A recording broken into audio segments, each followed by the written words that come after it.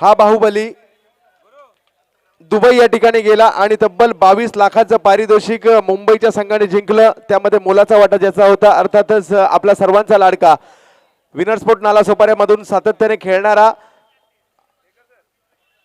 आणि सुप्रीमो जी भारतातील number 1 tennis क्रीडा स्पर्धा आहे 3 वेळा जिंकणारा एकमेव खेळाडू सुमित ढेकळे व्यासपीठावर आगमन होत आहे। 22 लाखाची स्पर्धा दुबईला जाऊन जिंकली आणि त्यामध्ये मोलाचा वाटा या सुमितचा होता।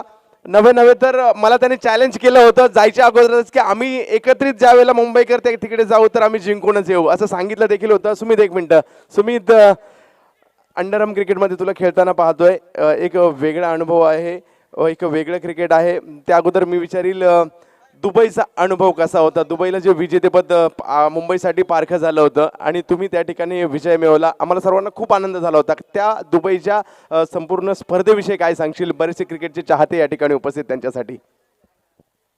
दुबई बोललं की आपण इंटरनॅशनल एक येतं, म्हणजे इंटरनॅशनल प्लॅटफॉर्म येतो आणि मुंबईमध्ये इंडियामध्ये खेळायचं आणि तिकडचे विकेट्स भरपूर डिफरंट आहेत आणि स्पेशली मी कतारला खेळो आणि दुबईच्या एका वेगळ्या शारजा स्टेडियममध्ये खेळो। ते विकेट नॉर्मली आपल्या इंडियन पिचसारखे होते, पण आत्ता जिथे आम्ही खेळतो अजमन म्हणून ग्राउंड आहे तिथे तिकडचे विकेट भरपूर फायरी होते, म्हणजे आपण easily short of length ball 6 मारू शकत नाही। मग तिथे बॉल टू बॉल मॅच बोलले की भरपूर चांगले होणार होते आणि त्याचप्रमाणे आमचा अटॅक पण भरपूर चांगला होता। यावेळी आम्ही जेव्हा गेलेलो तेव्हा बस एकाची कमतरता होती भावेश पवारची, त्याचं पण पासपोर्ट झाला आहे आणि शारजाला तो आमच्यासोबत दिसणार आहे। आणि नक्कीच चांगली कामगिरी तुझ्या माध्यमातून तिकडे होताना पाहायला मिळते। तू अंडरआर्म क्रिकेट विषयी काय म्हणशील? अंडरआर्म क्रिकेट नालासोपारा परिसरामध्ये तू कित्येक वर्ष खेळतोय, तर मी तुला पहिल्यांदा विचारील अंडरआर्म क्रिकेटमध्ये तुझा आवडता गोलंदाज कोण आणि अंडरआर्म क्रिकेटमधील तुझा आवडता फलंदाज कोण? अंडरआर्म क्रिकेट माझा भाऊ खेळायचा जोगेश्वरीला आणि मी अंडरआर्म क्रिकेट पहिला लेदर क्रिकेट खेळायचो, नंतर अंडरआर्म क्रिकेट, नंतर मग ओव्हरआर्म खेळायचो आणि माझा फेवरेट गोलंदाज जेव्हा माझा भाऊ खेळायचा तेव्हापासून बघतोय तो आहे पराग। आणि उत्कृष्ट फलंदाज बोलले की त्या टायमाला एक आरिफ करून नावाचा फलंदाज होता, ज्यांना ओळखत असतील, म्हणजे तो माझा फेवरेट बॅट्समन होता, म्हणजे भरपूर सुंदर बॅटिंग करायचा जसा सचिन किने केली का तशी।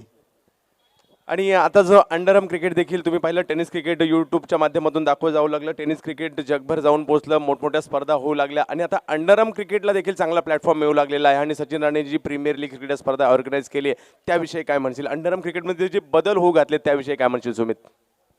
क्रिकेटमध्ये बदल ही होणारच आणि म्हणजे जो टाइमपास क्रिकेट खेळतो त्यांना काही बोलणं नाही आहे, पण जे सिरियसली क्रिकेट खेळतात म्हणजे ज्यांना क्रिकेटमध्ये आपण बोलतो म्हणजे आपल्या घरी पण बोलतात की हा क्रिकेटर आहे, हा काय करिअर करू शकतो, पण क्रिकेटमध्ये करिअर आहे, पण जेव्हा तुम्ही मनापासून अगदी क्रिकेट खेळाल आणि फेअर खेळाल तर ते क्रिकेटमध्ये भरपूर करिअर आणि यूट्यूब आल्याने प्रत्येक प्लेयरला भरपूर ऑपॉर्च्युनिटी आल्या आहेत, पण ती मिस करू नका, भरपूर आपले 100% द्या आणि आपलं यश आपल्या मागेच येईल।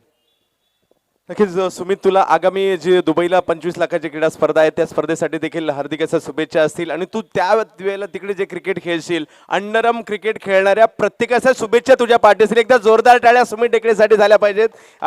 थँक्यू। आणि नक्कीच हा ज्या वेळेला सुमित खेळतो त्यावेळेला मात्र प्रतिस्पर्धी गोलंदाजाच्या चिन्ह उडवत असतो, तर पुढच्या स्पर्धेसाठी त्याला नक्कीच शुभेच्छा आपण देऊयात।